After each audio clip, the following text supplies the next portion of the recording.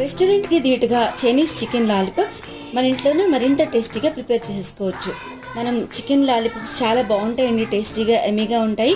Chicken లాలీపాప్స్కి మనం chicken lollipops cuts అని చెప్తే చికెన్ షాప్లో ఇస్తారు.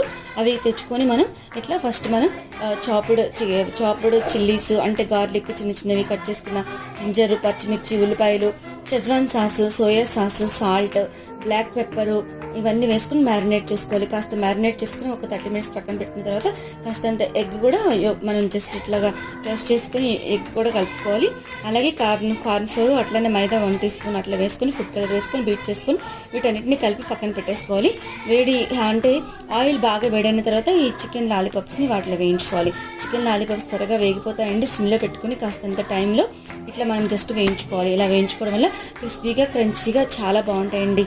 మీరు కూడా ట్రై చేయండి friends. Thanks for watching. Please like, share and subscribe.